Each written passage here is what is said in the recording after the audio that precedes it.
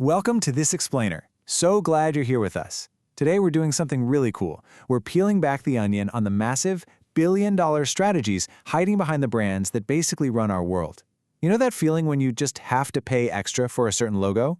Or why some companies literally feel like trusted friends? Well, you are in the exact right place. We're going to break down this whole fascinating world of brand management from the ground up. I actually want to kick things off by challenging what you think you're buying at the checkout counter. Look at this quote from Stephen King, the marketing guy, WPP, not the horror author. A product is something made in a factory. A brand is something that is bought by the customer. A product can be copied by a competitor. A brand is unique. Just think about that for a second. We always assume we're just buying physical objects, right? But this perfectly captures that we're actually buying an idea, a feeling, a completely unique identity that you just can't copy on an assembly line. Okay, here's our roadmap for the explainer today. First, we'll look beyond the physical product. Second, the evolution of strong brands. Third, strategic management. Fourth, the art of naming. And finally, surviving modern brand challenges. Let's get right into it. Section 1. Beyond the physical product. Understanding the fundamental distinction. All right, let's dive into this. We really need to tear down this common misconception that a brand is just a physical object or, a pretty logo. When you actually put a product and a brand side by side, the contrast is pretty wild. Think about it. A product is made in a factory, it's totally tangible, and it's all about utility and functional features. But because it's just features, its lifespan is actually pretty short, right? It can get obsolete or just completely ripped off by a generic competitor. A brand, on the other hand, that is built entirely in the mind of the consumer. It's totally intangible. It's this complex mix of experiences, emotional connections, and deep trust. So its value isn't just utility, it's status, it's reliability. And its lifespan is essentially timeless. A truly strong brand will outlive individual products every single time. Let's ground this in reality with a brand we literally all know, Apple. When you hold an iPhone, you're interacting with tangible things. The sleek aluminum, the minimalist box it came in, the hardware. But listen, that is not the brand. The intangible stuff, the psychological perceptions floating around in your head, that is the actual brand. It's that feeling of premium quality. It's the creative status you feel, that promise of cutting-edge innovation. A competitor can absolutely copy the aluminum body, for sure, but that feeling of elegance and trust? No way. That is fundamentally, uniquely Apple. Moving on to Section 2, Evolution and Strong Brands, from ancient marks to global identities. Now, obviously, this whole concept of invisible value didn't just pop up overnight. It's been evolving right alongside us. The historical timeline here is honestly amazing. We actually start way back in the ancient era, around 2700 BCE. Fun fact, the word brand itself actually comes from the Old Norse word brandr, which literally means to burn. Livestock owners and craftsmen would use actual physical burns to mark their property and guarantee where it came from. Fast forward to the late 19th century, the industrial era. Suddenly you have mass production. Goods are being shipped hundreds of miles away. So brands like Quaker Oats emerge just to guarantee quality and build trust over generic, nameless bulk items. Then, the mid-20th century hits, the mass media era. Radio and TV totally changed the game, allowing for emotional storytelling that turned brands into cultural lifestyle symbols. And now, welcome to the 21st century digital era. It's this crazy two-way ecosystem on platforms like TikTok, where brands have to survive by focusing on social purpose, extreme transparency, and highly personalized experiences. But through all that crazy evolution, a few core traits have always stayed the same. Actually, do me a favor, picture your absolute favorite brand in your head right now. Got it? Okay, I can almost guarantee they've nailed these 4 specific characteristics. First, distinctiveness. They stand out immediately, kind of like the unmistakable shape of a Coca-Cola bottle.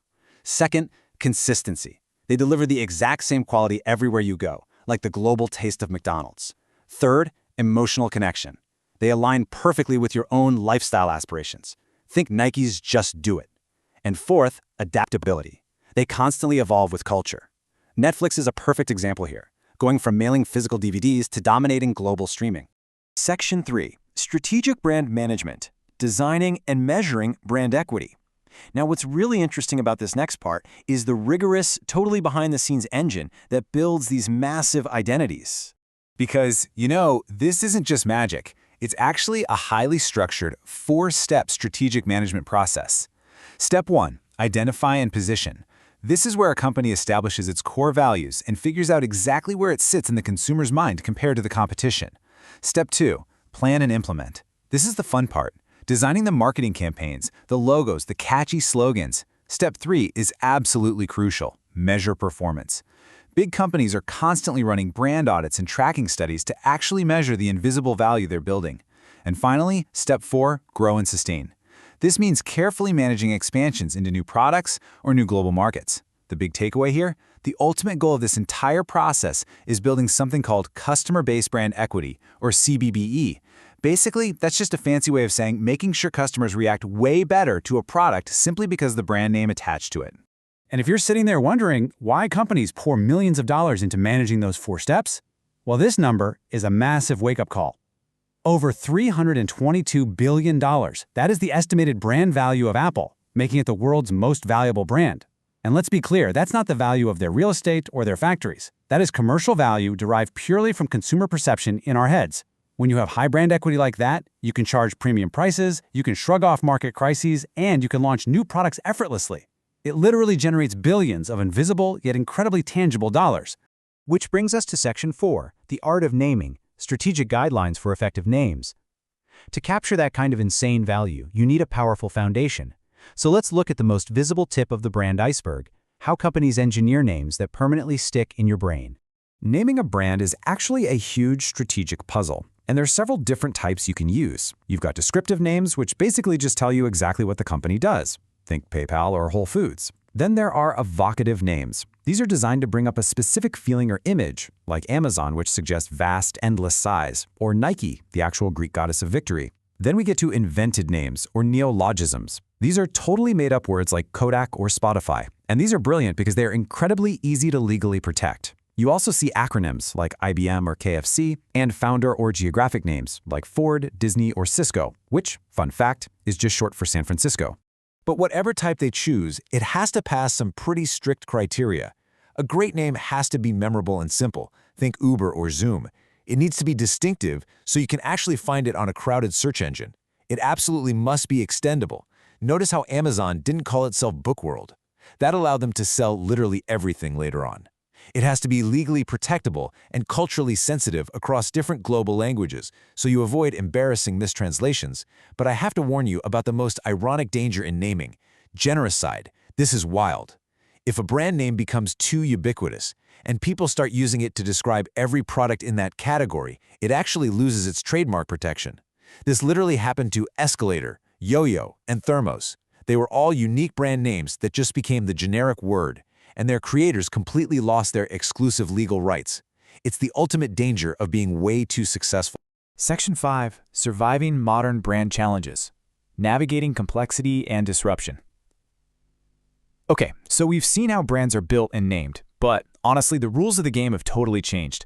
Let's look at the completely ruthless digital battlefield modern brands are fighting on today. Right now, there are 4 major threats keeping brand managers awake at night. First up, market saturation. Consumers today are getting hit with anywhere from 4,000 to 10,000 ads every single day. The cognitive overload is just extreme. Second is transparency demands. Social media exposes corporate flaws instantly. If a brand tries greenwashing, pretending to be eco-friendly when they actually aren't, the backlash is severe and immediate. Third is brand dilution. If you overextend your name into totally unrelated categories, you completely weaken your authority. And finally, decreasing loyalty. Gen Z and millennial shoppers are armed with price comparison apps and instant reviews right in their pockets, which means they are highly willing to ditch a brand in a heartbeat. But, where there's massive disruption, there's also huge opportunity. Brands that are actually surviving are leaning heavily into 2 major strategies. The first is purpose-driven branding. Brands that operate with a real, authentic, social, or environmental mission are building incredible consumer advocacy. Just look at Patagonia, who famously declared Earth is our shareholder. People love that. The second strategy is AI and personalization. Companies are using AI to give you hyper-personalized recommendations at every single digital touchpoint. Think about Spotify Wrapped. It's so tailored to you, it's highly shareable, and it builds incredibly deep emotional loyalty. The future really belongs to companies that can combine that operational consistency with authentic purpose and smart, customer-centric technology. Well, we have covered a tremendous amount of ground today in this explainer, going all the way from the basic difference between a factory product and an intangible identity, straight through to surviving modern digital disruption. But I want to leave you with one final thought to chew on today. Ultimately, a brand is just a mirror reflecting our own personal aspirations and values. So in a world of absolutely infinite choices, what does your favorite brand say about who you are? Thanks so much for joining us for this explainer. Keep learning, and we'll catch you next time.